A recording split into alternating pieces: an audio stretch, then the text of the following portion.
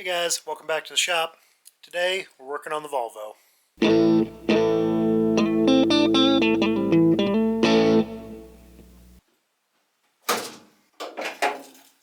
So today we are going to be changing out that water pump because last time I drove this car, which was got to be about a year ago, well, really drove it. It was just gushing water out of the water pump. So that's a problem. Yeah, let's get this guy out. So first thing we're going to do, drain the coolant. Then we're going to take that belt off. That's just as simple as sliding the generator loose and pulling the belt off. And then maybe I'll even take the radiator out just to give a little more room. But you don't necessarily have to. Alright, there's no petcock, so we're going to just do this the messy way. Take the hose clamp off, or loosen the hose clamp, and just pull the lower rad hose. Of course with a drain pan underneath. There shouldn't be too much water in here, but it's probably about half full.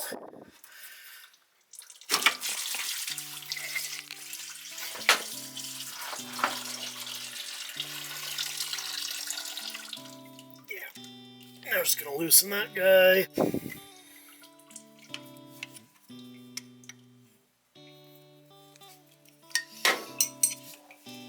There. And slide that in.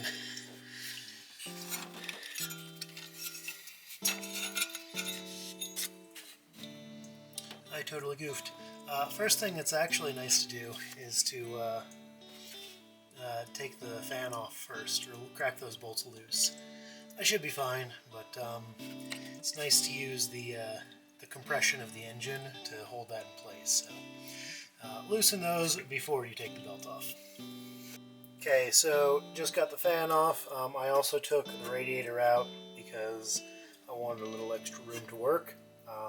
You don't have to, but it's pretty easy. It's just undo the hose on the water neck, and then a bolt there and a bolt there, and then just lifts right out.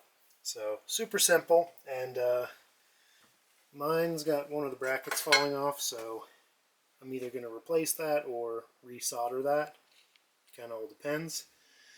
But we'll get back to the water pump. And first thing we're going to do is, just remove the water pump. We're going to start by dealing with the two pipes that plug into it. So we've got this guy, which goes to the lower radiator hose, and then this guy, which goes to the heater core. I forget if there's anything on this one, but I do know there's a bolt right there. And this one has a bolt right here. That holds this in place. So we're going to take those two apart and try to separate those pipes from the water pump.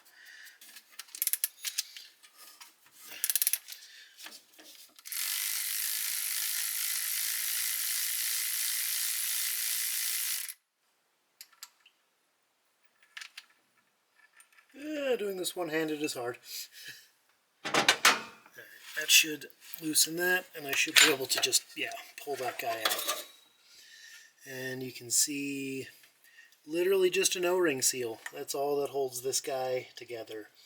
So we're going to definitely take care of that.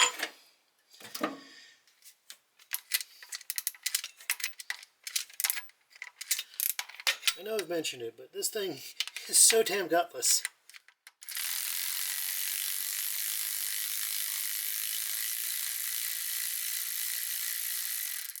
It's like slightly faster than doing it by hand. Ooh. Well, we know that goes into a water passage. Now I should be able to pull this guy out. There we go. So let that sit there. So that is pretty much it as far as the pipes go.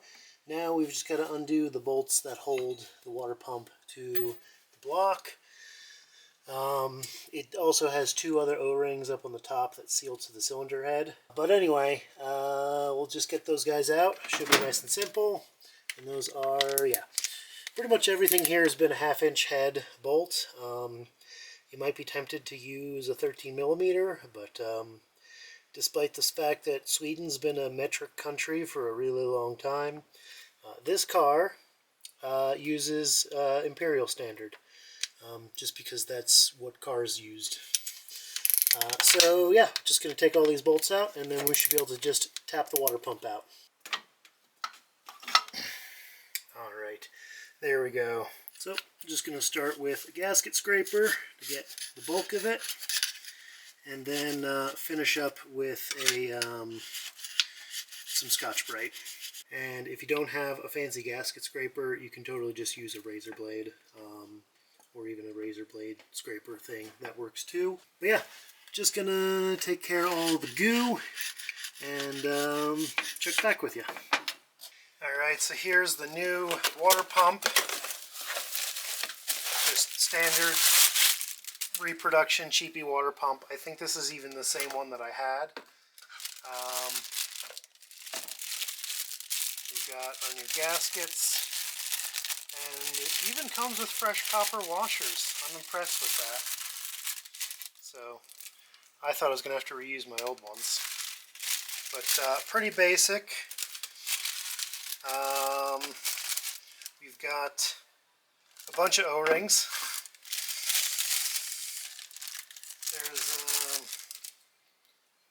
There's these two tall looking guys.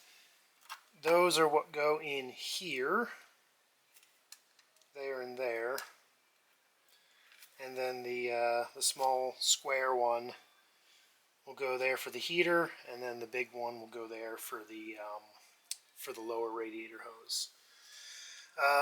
Technically, according to the manual, all you need to do is just put just some Vaseline on here to lube it up, and then you should be good. But because I'm a little bit skeptical of that, I always just put a little bit of RTV. I haven't had any real issues with that, so that's what we're going to do. Alright, got my RTV. Just going to use some Ultra Black on this.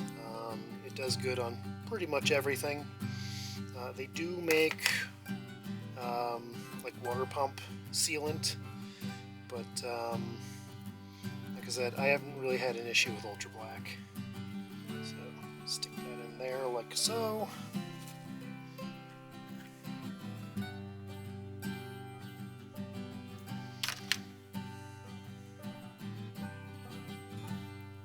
Smear that like so.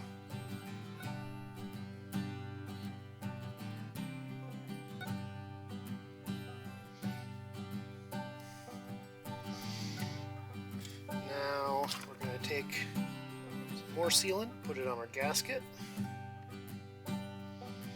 Don't want to go too much, just enough to kind of cover everything in a nice thin layer. If you go too much, it'll just squeeze out and make a big mess.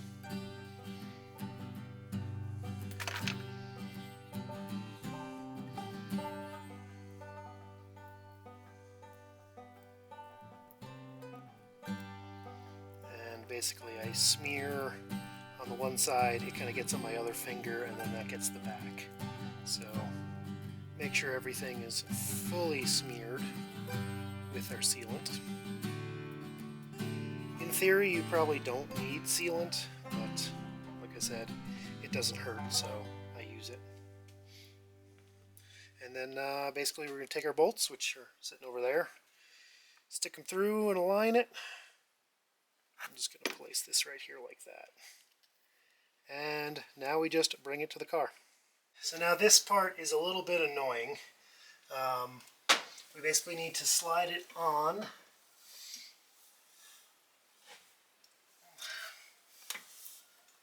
Basically need to get it lined up with the block and then slid upwards onto the head. That can be a challenge, and what you need to do is basically use a clamp and clamp it to the cylinder head. First, I'm going to try to get at least one bolt in. So I'm going with this top left one first. You could probably do the top right. I don't know if there's a better one or a worse one, but basically getting that lined up. And then we're just going to take a wood clamp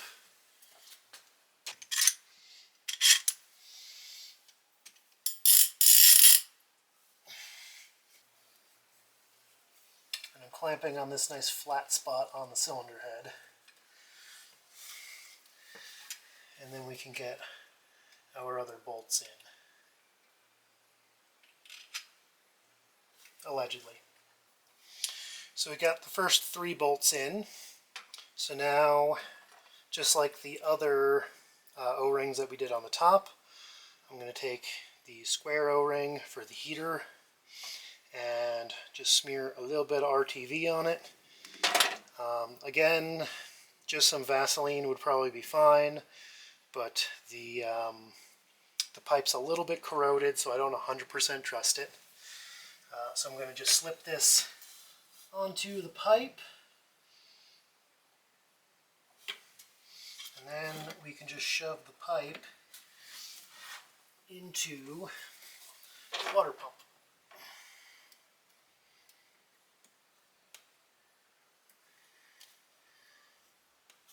And the trick is to get it in without pinching it, which is kind of a pain, but with a little bit of wiggling, we should be able to get it. And got her in. So now we're going to take our bolt and slip it in the hole and tighten it down. Alright, now we just got to tighten these guys up and then do the same with the pipe on the bottom.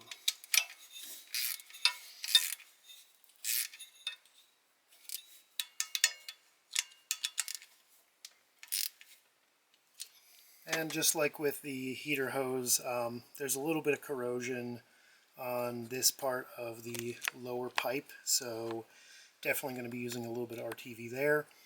If yours is good, you can probably just get away with a little bit of Vaseline. Like I said, I think that's what the manual recommends, but I'm going to be gooping it up. But also, before I do that lower pipe, I'm going to let this sit with the bolts tight for a while, just to let everything cure before I take the clamp off. So I just got the lower pipe in, again, just like the heater pipe, but actually a lot easier. Just a little bit more room to wiggle it up, and then bolt down there that secures it. So now all we got to do is throw the pulley and the fan on, and throw the belt on, and we're good to go.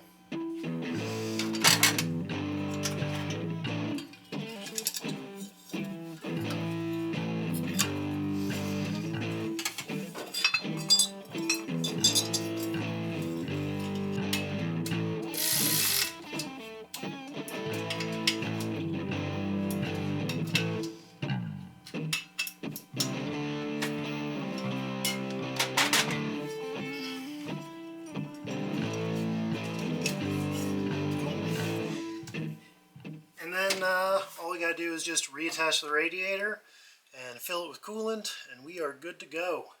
And there we go, radiator reinstalled, topped up, and no leaks. Just remember that when you're doing this, you don't just fill it from the expansion tank. You actually have to take this cap off. It says, see instructions, don't open, because that's just the fill port. So you got to fill this up, get it to where, just get it to where where you can see it above the core. Close that up nice and tight, and then top off your expansion tank. Alright, that's going to be it for today. I'll see you next time. Thanks for watching.